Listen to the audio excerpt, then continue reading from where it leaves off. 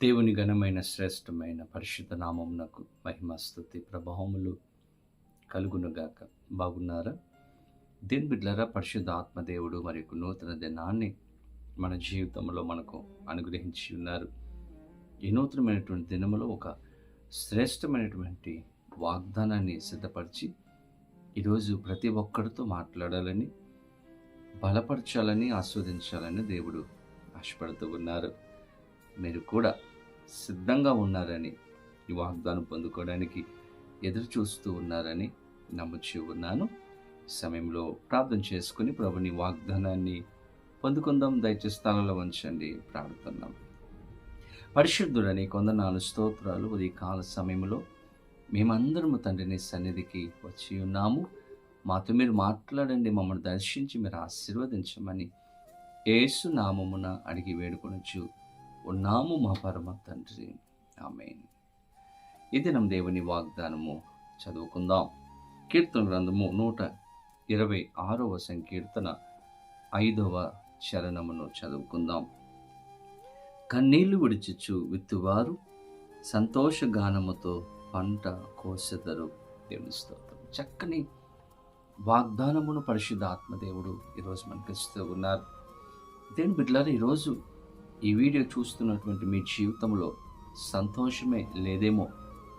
దేవుని బిడ్డలారా, అంతా మీ జీవితంలో దుఃఖము, కన్నీరు, వేదన, కష్టాలు మీ జీవితంలో ఉండి ఉండవచ్చు.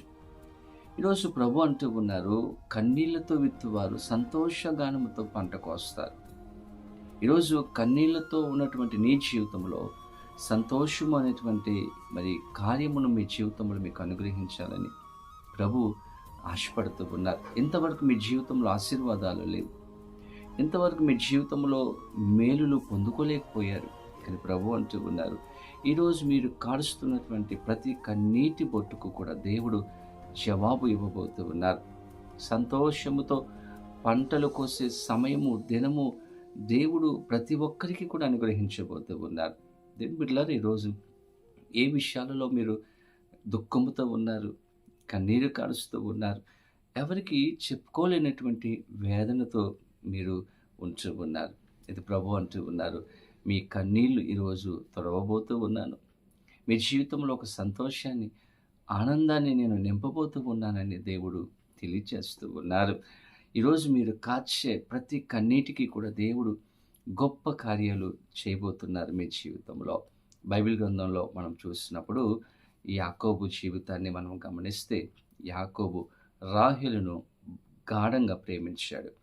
కానీ పరిస్థితులను బట్టి యాకోబు లేయాను వివాహం చేసుకోవడం జరిగింది.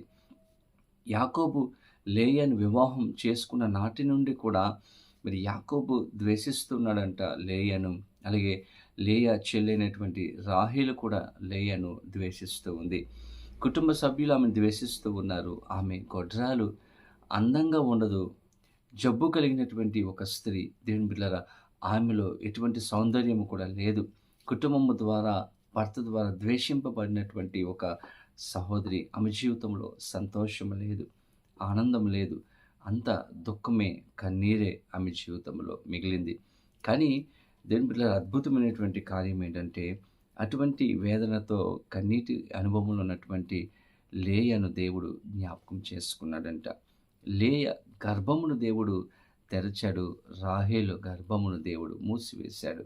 కన్నీటితో విత్తున్నటువంటి ఆమె జీవితాన్ని దేవుడు దర్శించి సంతోష గానముతో పంట కోసే కృపను, మేలులు పొందుకునే కృపను లేయకు దేవుడు అనుగ్రహించారు. ఈరోజు మన జీవితాలు కూడా అలాగే ఉన్నాయేమో. ప్రభు అంటూ ఉన్నారు, కన్నీళ్ళు విడిచిచు విత్తువారు సంతోషగానముతో పంట కోస్తారు. ఈరోజు మీ ప్రతి కన్నీటిని దేవుడు తుడిచి సంతోషము, ఆనందం అనేటువంటి కృపను దేవుడిస్తాడు. ఆయన యొక్క మేలులు పొందుకోవడానికి దేవుడు సహాయం చేయబోతూ ఉన్నాడు. అటువంటి కృప, సమాధానం, సంతోషము పరిశుద్ధ ఆత్మ దేవుడు వీడు చూస్తున్న ప్రతి ఒక్కరికి అనుగ్రహించి సహాయము చేయునుగాక. ఆమేన్. ప్రార్థన చేసుకుందాం. పరిశుద్ధుడనే కొందనాలు ఉదయకాల సమయంలో మాకు ఇచ్చిన శ్రేష్టమైన అమూల్యమైన వాగ్దానమును బట్టి మీ కొందనాలు. ఎవరెవరైతే దుఃఖముతో, కన్నీటితో ఈ వీడియో చూస్తూ ఉన్నారు, వారి జీవితంలో అయ్యా గొప్ప సమాధానము కలుగునుగాక. ఆనందమును మీరు అనుగ్రహించి వారు ఆశీర్వాదాలు పొందుకోవడానికి మార్గములు తెరవమని ప్రతి ఒక్కరిని మీరు దర్శించమని యేసు నామమున అడిగి వేడుకొనుచు ఉన్నాము మా పరమ తండ్రి. ఆమేన్. తండ్రి, కుమార, పరిశుద్ధాత్మ త్రియేక దేవుని యొక్క దేవుని ఆశీర్వాదము సదాకాలం ప్రతి ఒక్కరికి కలుగునుగాక. ఆమేన్. దేవుడు మిమ్మలను దీవించునుగాక. ఆమేన్.